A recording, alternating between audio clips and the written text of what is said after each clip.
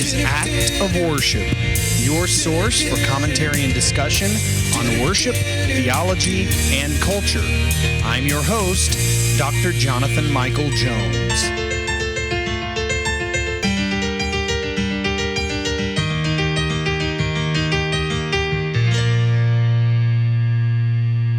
Hello and welcome to the Act of Worship podcast. This is Dr. Jonathan Michael Jones, and after this, we will just about be 1/6 of the way through the Psalm project. I mentioned that the other day. It's 150 Psalms, so you're looking at 25 Psalms. That is a sixth, and so this has been just an incredible and formative experience for me, and I hope for you too. So here we are at Psalm 24, also a Psalm of David, and this psalm reminds us, as we have seen so often in the book of Psalms, that Jesus alone is qualified to ascend to heaven. You constantly see this question throughout the book of Psalms: who may ascend the hill of the Lord? And then there are usually some qualifications given, as there is here, and you realize, in other words, no one is qualified. We sing these psalms, we sing this text and say, yeah, the person who is righteous with an upright heart, that's the one who is qualified to ascend the hill of the Lord. And then we don't think anything beyond that. Often we just think that's just a metaphor, but literally no one is qualified except Jesus Christ, because he is perfect. And he is the victorious Lord for whom the gates of glory open, as we will see here. Let's read this. Psalm 24. The earth is the Lord's and the fullness thereof, the world and those who dwell therein. For he has founded it upon the seas and established it upon the rivers. Who shall ascend the hill of the Lord, and who shall stand in his holy place? He who has clean hands and a pure heart, who does not lift up his soul to what is false, and does not swear deceitfully. He will receive blessing from the Lord and righteousness from the God of his salvation. Such is the generation of those who seek him, who seek the face of God, the God of Jacob. Lift up your heads, O gates, and be lifted up, O ancient doors, that the King of glory may come in. Who is this King of glory? The Lord strong and mighty, the Lord mighty in battle. Lift up your heads, O gates, and lift them up, O ancient doors, that the King of glory may come in. Who is this King of glory? The Lord of hosts. He is the King of glory. So we see some rhetorical devices that the psalmist uses here in asking these questions, but he also answers these questions, which probably are obvious to the reader here. In verse 1, The earth is the Lord's. The psalmist makes a declaration of God's ownership of everything. God created and sustains the whole earth, and it belongs to him. Paul cites this verse to establish the principle that there is no food, even things offered to pagan idols, which is unlawful for Christians to eat. Listen to this in 1 Corinthians 10, 25 through 26. Eat whatever is sold in the meat market without raising any question on the ground of conscience. For the earth is the Lord's and the fullness thereof. So Paul references this psalm. Paul, a Hebrew of Hebrews, a Pharisee, would have known the Psalms. An Orthodox Jew, even today, memorizes the first 5 books of the Bible, the Pentateuch, but would have also been familiar with the book of Psalms as well, since it was used and utilized very heavily, not only in Jewish study, but also in Jewish worship practices. And so the psalmist here proclaims and declares the ownership that God has. He possesses everything. In verse 2, For he has founded it upon the seas and established it upon the rivers. This section reflects the creation account of Genesis 1. But the sea is also a poetic image for evil. And throughout the Psalms and the prophets, God is pictured as winning victory over the seas. Listen to this in Nahum, the book of Nahum, chapter 1, verse 4. He rebukes the sea and makes it dry. He dries up all the rivers. Bashan and Carmel wither. The bloom of Lebanon withers. And so this section reflects not only the creation account, but also the imagery of the seas and its torrential destruction that it has. And it could be a metaphor for the evil that exists in the world and that is against and opposed to God. And so he asks a question: who can ascend the hill of the Lord?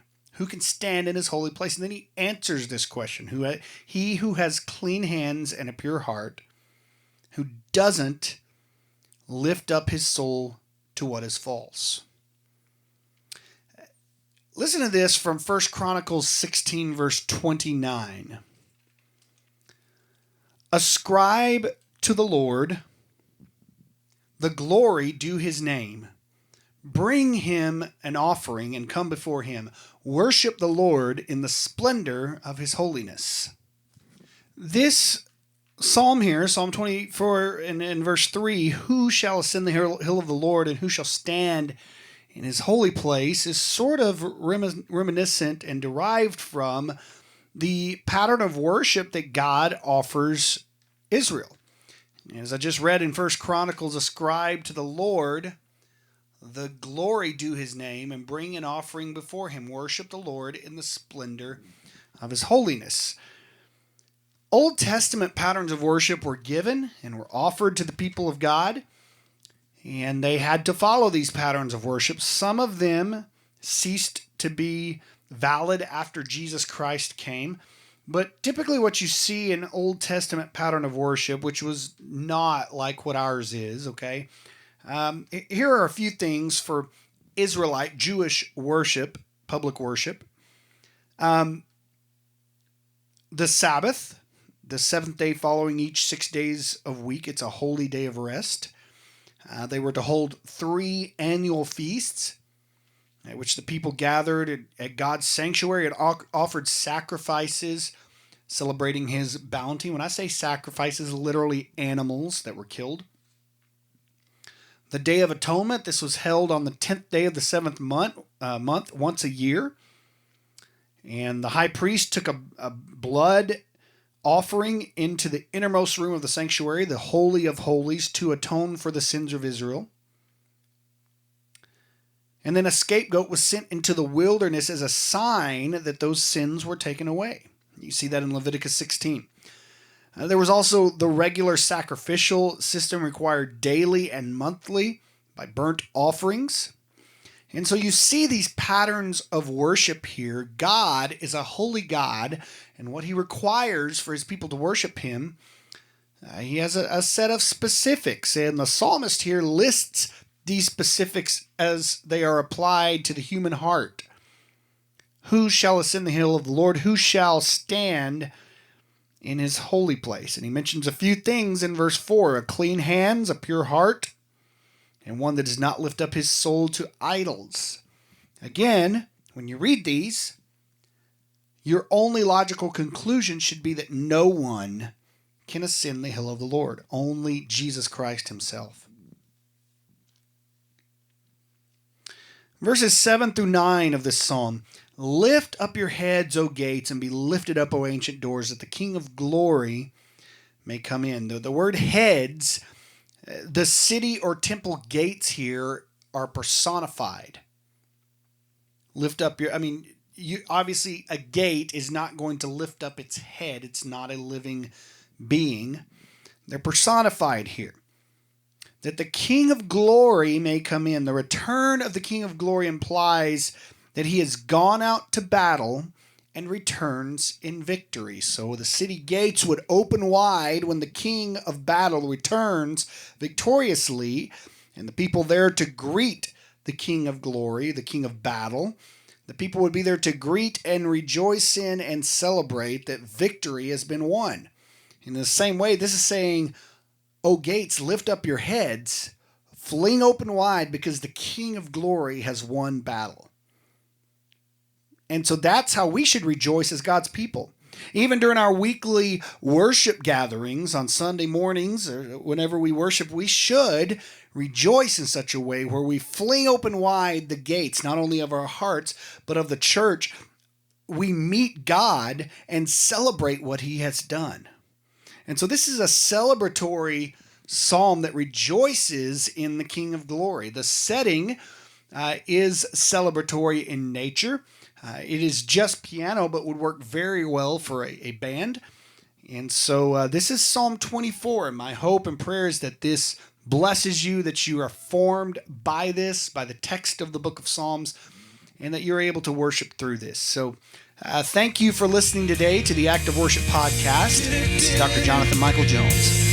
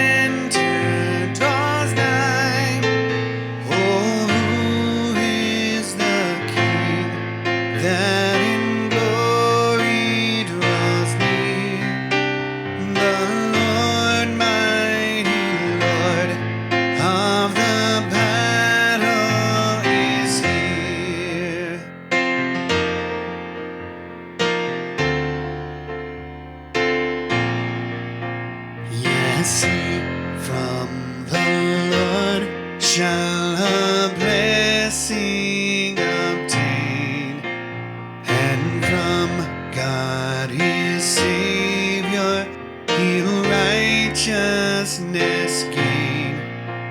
Thus looking to him is a whole blessed race. All those who like Jacob are seeking his face.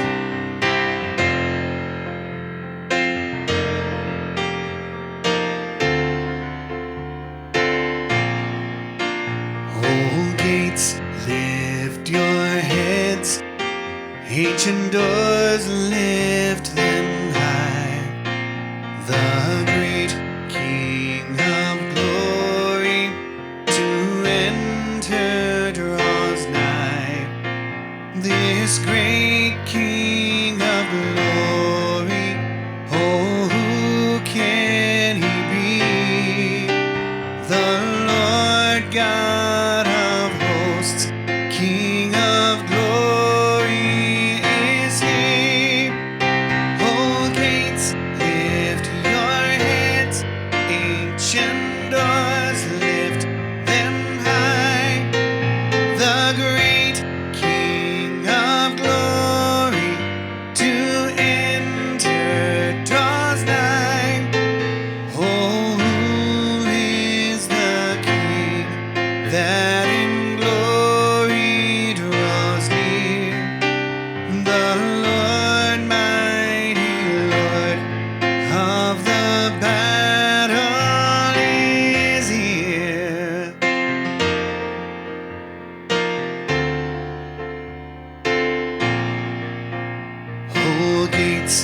Lift your heads, ancient doors, lift them high. The great King of glory to enter draws nigh. This great King